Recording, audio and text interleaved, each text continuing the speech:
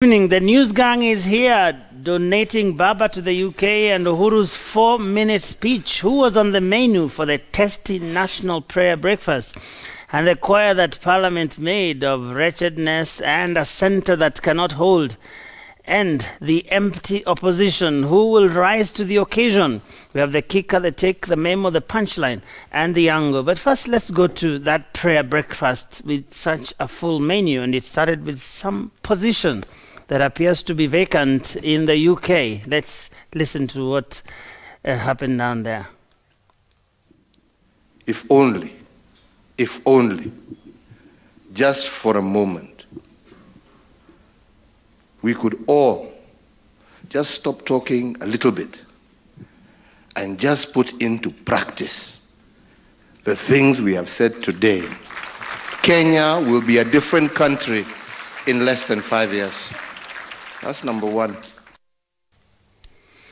We'll talk about the president's speech in a few minutes, but I want us to go to this issue of the Prime Minister of the UK and our very generous attempt to make some donations there.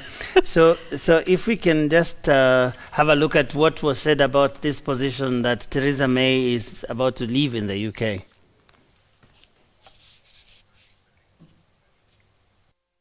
Thank you for having me with you, and I have two requests from my country back home. You might have noticed we have a little political turbulence at the moment, and we're just wondering if you have a spare Prime Minister around. We could... Your request for a Prime Minister. We have a retired one in Kenya, and we can, and since the Constitution has abolished the position of Prime Minister in Kenya, so he may not have it anytime soon, so we will send you his CV. Maybe you can consider. By the way, you've just been given an offer of one. I have a couple more I'd like to donate to you. At least for the next 3 years, give me peace. Okay, so this started as a joke, or one would think. Mm-hmm. Did it end as a joke, Francis? It didn't. You see, there's some jokes that probably go a bit too far. It's about taking a joke too far. Yes. And I was discussing this with Linas elsewhere, and he was saying Ruto was joking, but the ODM team would not joke with him. I mean, those two teams don't share jokes. And it was not an innocent joke as it was. Definitely it wasn't an innocent joke. It was yet another opportunity for DP to hit out at the former Prime Minister.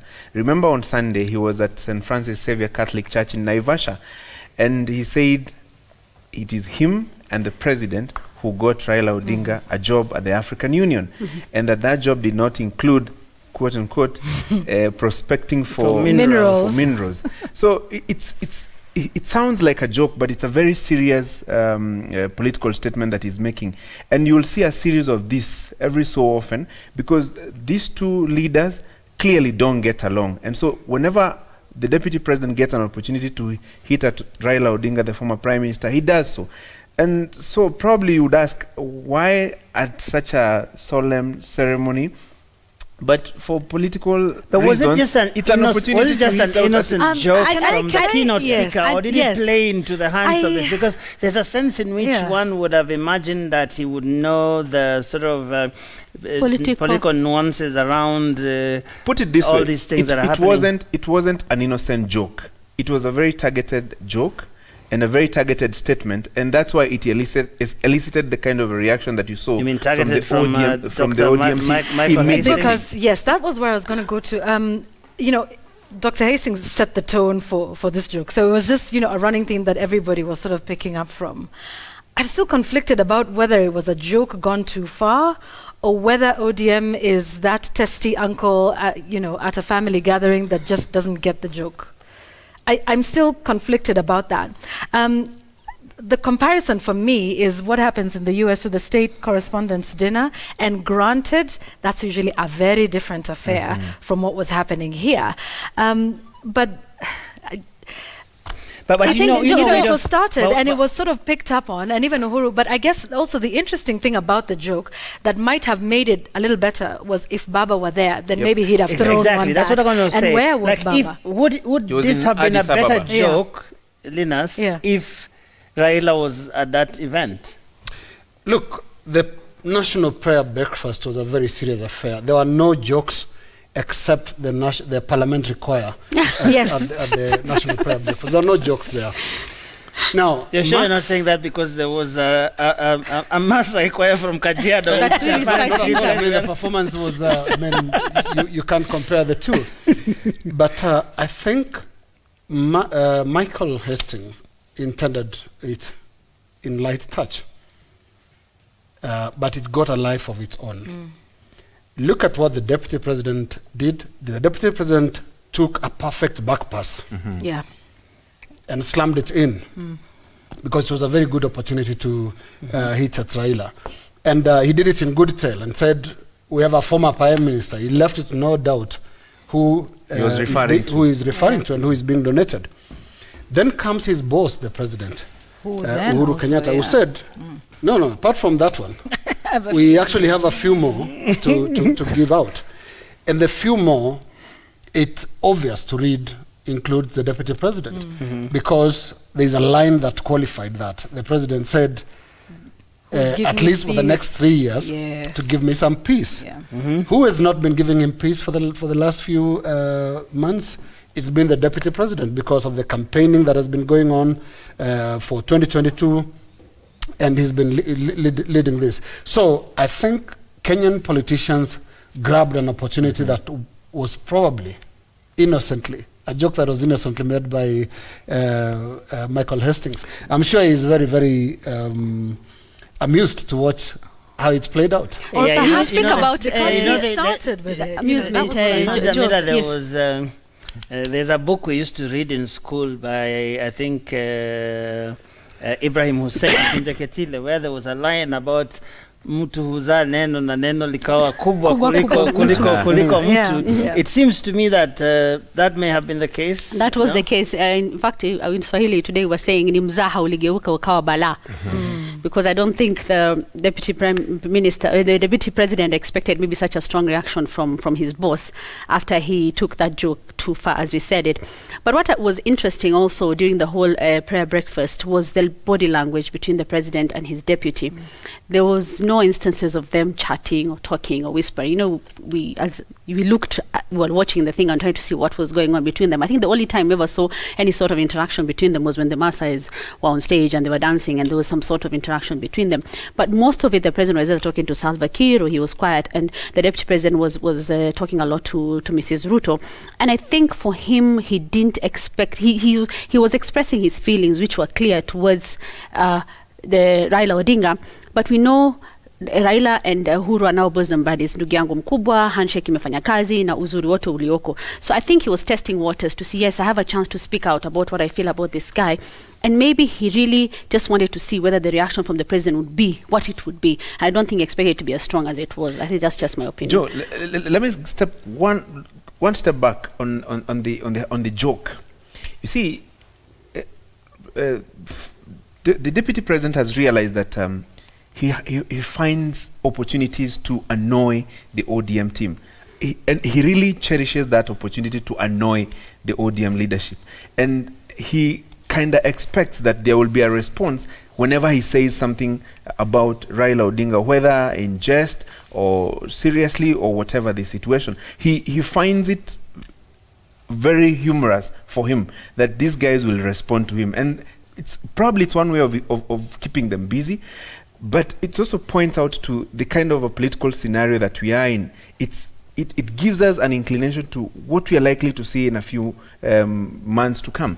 That what we were trying to run away from via the handshake in terms of politics of issues, guys discussing issues, you know, it has become more personalized attacks. Look at, you remember the days of Wikio Kimutu, Huyo Mutu, Mwizi, Sijui, whatever. We had left that discussion of personalized attacks to issues. Now we are walking back that road. And that's why you will see there will be opportunities whenever they arise. The deputy president will use them to hit back at the Can I former just prime say minister. the sense I got when I was watching all of this exchange, it almost seems like as Kenyan citizens, we are the children watching our parents who are going through a divorce or separation, and we're in an awkward position. So they're throwing salvos at each other and making some very snide remarks at the dinner table, and we don't know whether we side with mom or dad, or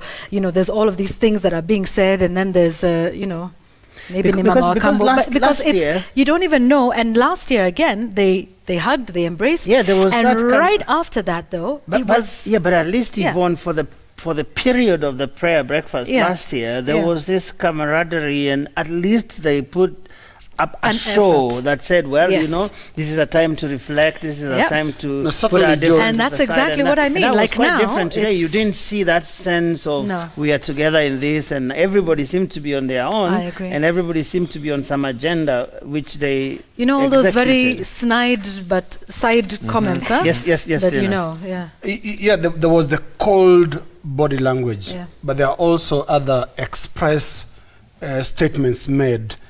And in my view, what happened today, we saw the deputy president launching his 2022 presidential bid. And the platform is the hustlers, those he calls the hustlers. Actually, we have that soundbite where he went down the road of his shoes and the high table. Yes. Maybe we need to just listen to that.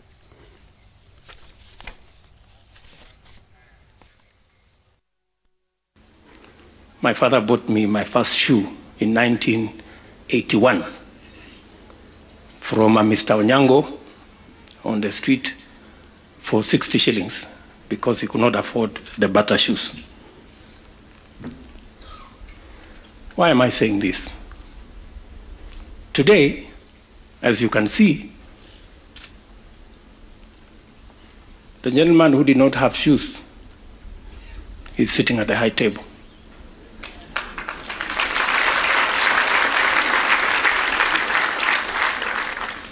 With the son of the founding father.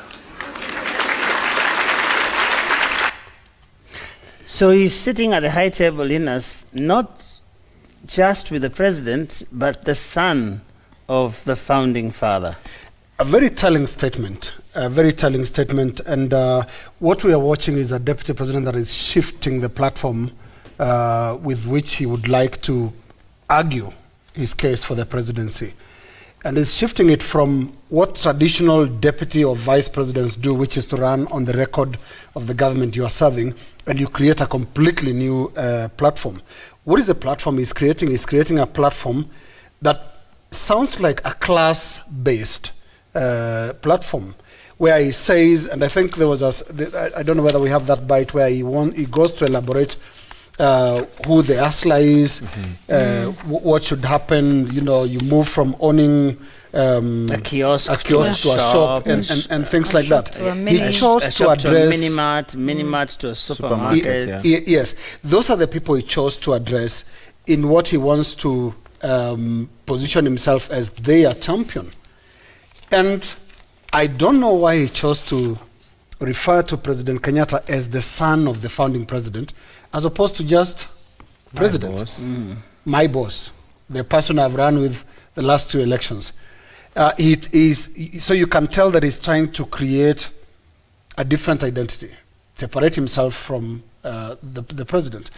And this is what vice presidents do in some instances.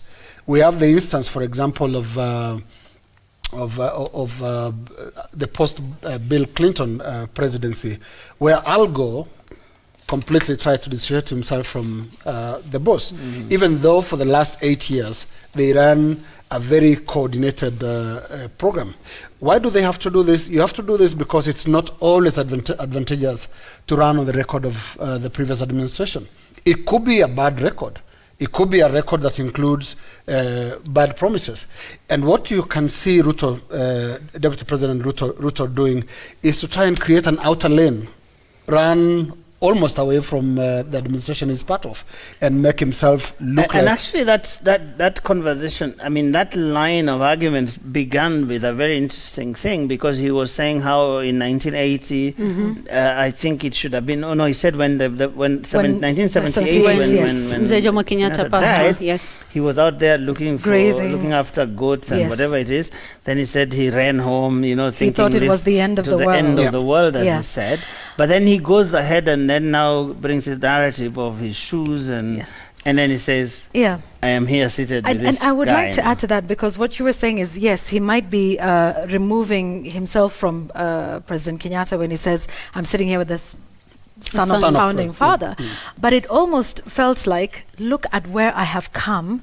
I cannot believe that I am here, that I have become this person. And in so doing, taps into the young people, taps into the people who are the hawkers who want to own the kiosk. Like, look at me, look at where I've come from. And now I'm sitting here with a person who is the son to the person when back in 78, I heard about it, I thought it was the end of the... It just seemed like, I can't believe I am here, sitting at the table with the, sons of kings, and you know how in the Bible it says when what if dine with kings. Jamila, what if it is about saying, well, I have come that far, but I'm here now. That's exactly. And I think what it is, Yvonne has made a good point where he's trying to lay the narrative that nimetoka mbali, nimefika hapa, nimepitia shida hizi zote, angalia pale nilikuwa, ona pale niko sasa. But I think to some extent I felt like you're sort of like separating himself from now his boss, who has sort of like grown up in privilege and in riches and all those things, because I mean he's the son of the founding father. And the same thing could be said about Raila Odinga, whose family has that dynasty thing, the fact that his father was in politics, he was the first vice president, and so it's like he's trying to separate himself from these two who would not relate to a huge section of Kenyans who chances are have struggled and tried to make their lives in the street and all that. And Francis, there was another strand to this whole narrative, and this had to do with church and donations and that sort of thing, and he wrapped it up essentially by saying, hey, I have more reasons to thank God than a lot of you people, given my background. So when you see us doing all these things in church, giving our contributions and crying and attending all these services, please understand us. Sisi, sio nyinyi muko sawa. Actually, put it more precisely, he said, some of us have more reasons to thank God than some of you. So basically, there are two things that the Deputy President will continuously happen in his journey to 2022. The masses, what you call the hustlers. I'm sure we've all heard about the hustler movement. And then there will be the church. You see, the church, in its structure, you're able to bring together quite a number of people in one sitting, and you're able to get into their minds and into their hearts through that kind of messaging that, hey, I'm here, a believer like you guys, so this is an opportunity for you to have one of your own up there. So it's a discussion he will continue with continuously. And much as the political class will keep telling us or dismissing this narrative of hustlers versus dynasties, it will continuously come up, and probably it could be one of the main issues as we head to 2022. And then the churches are in need of these donations that the Deputy President gives every Sunday. Why? Because, I mean, every church is busy constructing something, it's busy embarking on one project or the other. So the moment it contributes some money to it, those churches feel like, umse alikuja kutusaidia, the way people think. And the DPP had something to say about it. You can just listen to what the DPP had to say about the donations going to churches when he met religious leaders ahead of the prayer breakfast. That as religious leaders and institutions, you must refuse to accept contributions that are of questionable origin. You have it within your power to create systems that can interrogate and ascertain the origin of donations and contributions, and if you need help, we are here. When you confront the politicians and they know that you are putting a collar, they will even throw down their language. So you tell him slowly, I think what you're doing is wrong, unaiba sana, punguza. Umeiba sana, punguza. You see, there's that connection between alleged corruption and the donations that the Deputy President gives to churches every Sunday. When he was interviewed by Hussein Mohammed the other day, he said, has anybody complained that his money is missing and has been found in my bank accounts? You see? And at the same time, when Nurdin Haji says the religious leaders have a responsibility to monitor and reject money whose source is dubious or contestable, the church leaders, on the other hand, will ask, how can we tell? Yeah, I mean, we're asking the church to play the role of investigator. How can, and they will even. Yeah, I mean, some of the bishops yesterday said, well, you know, this is really profiling. Like, you look at Gachuri, naona hii pesa inakaa mingi sana. It is, to some degree, some of them. And you can't verify the money. Not just of politicians and leaders, but indeed of every congregation. But there's a discussion that we had just before this, and Gachuri was talking about this, what you would say an alternative path to the presidency, because what we've seen over the years is really you go and make sure that your backyard is in the bag, as they say. So you can say you come with 6 million votes, 2 million, depending on where you come from, that sort of thing. But now we are seeing him trying to stitch something different, saying, okay, it is now about hustlers, and it is about church communities, because he has a few things. He has taken a stand, for example, when the constitutional review was going on, he was on the no side with the church people. He has taken a stand on things like homosexuality, and he's sort of projected himself as the family values politician, that when that time comes, that could be something else that he will be putting on the table.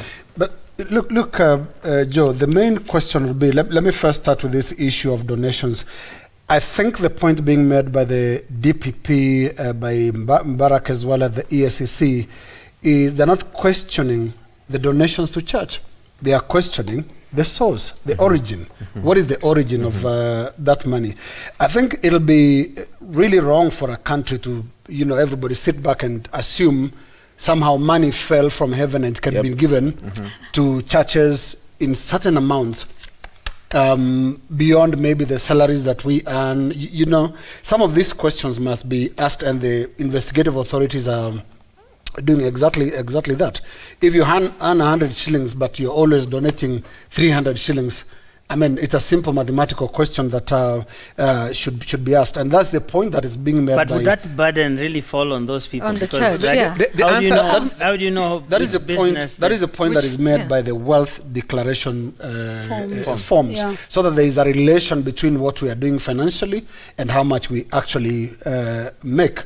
Because if you have money that you cannot explain, it doesn't matter whether you are donating it to a church or you are buying something. It is money of questionable origin. Let me come to the second issue that you had raised, Joe, on the latest argument by the DP about dynasties versus hustlers. It's very, very interesting to see the transformation, because politically, the deputy president grew up in the palace of the dynasties. He cut his career in Youth for Kano 92 in service of President Daniel Arap Moi, and then became an MP, became an assistant minister. Those were the hands of Daniel Arap Moi, one of the dynasties. Yeah, you come to Uhuru Kenyatta 2 terms now. Uhuru Kenyatta, he calls him the son of founding president. So these are the so-called dynasties. I think one of the fears we might have to have about this kind of conversation is how potentially divisive it is, and how it profiles large families, big families, political families, whether it's the Odingas, the Kenyattas, the Mois. Is this the conversation the Americans had when they were electing a second Bush and almost nominating a third to become a president? I think there's also a very dangerous thing where you profile families that have certain names, whether it's Kenyatta's, Mois. There could be someone out there in those families that is politically gifted or professionally gifted to do something. They should not walk around with the burden of having a name that is profiled. So I think going forward we will find a very, very interesting conversation, especially in terms of how potentially divisive it can be. Joe, quickly, before we take a break, something that Lina said about, and we were discussing about donations and churches, brings me to a report that was released by AFRICOG, I think last week, about state capture. And one of the things that they talk about is a scheme by leaders who are looters to sort of like make themselves look like philanthropic, so to sanitize themselves. You donate to a church, you build a school, you pay fees to to needy kids, or you build an orphanage, or you supply food, or you pay medical bills to sort of like make yourself look good in the eyes of people. I'm not casting any aspersions, but those are some of the issues that came up when the report was released by AFRICOG, and talked about how the country has turned into a looting what do you call, like a looting field, where anyone who is in a position of power and who's able to get money uses that position to be able to steal from the public loot coffers. Joe, there's something that President Uhuru Kenyatta said in Mombasa a few months ago, I think last year there, about lifestyle audit. That discussion ended there. No lifestyle audit has been done. And we'll end your point there. Yes. We take a break, then we come right back.